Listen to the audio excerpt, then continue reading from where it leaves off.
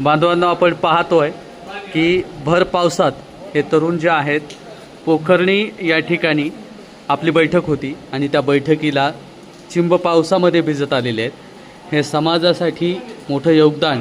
खऱ्या अर्थानं पावसामध्ये येणं आणि दर्शन तर घेतलंच आहे, पण या लढ्याला कायम पाठीशी करणारे हे तरुण आहेत आणि पुढे नेणारे सुद्धा तरुणच आहेत आणि या तरुणांचं करावं तेवढं कौतुक आहे। भैया, कुठून आलाय? काय नाव आहे तुझं? माझं नाव छत्रपती शेळके, आम्ही मांडवडे गावून आलो।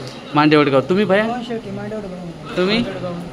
मांडवडे। मानवत तालुक्यातल्या मांडेवडगाववरून पोखर्णी या ठिकाणी सध्या ते पोहोचलेले आहेत आणि पोखर्णीमध्ये मराठा समाज यांची ही बैठक आहे आणि या बैठकीसाठी ते सर्व बांधव हे जे आहेत टू व्हीलरवरती भिजत या बैठकीला येत आहेत आणि हे पाटलांवरचं प्रेम आहे। कुणी कुणासाठी उगाच भिजत नाही बांधवांनो, कारण हे पाटलांवरती असलेलं प्रेम आहे आणि पाटील कुठंही एकटे पडू नयेत हा समाजाचा घेतलेला ध्यास आहे। पाटलांच्या सोबत कायम असणारा हा समाज आपल्याला पाहायला मिळतो आहे।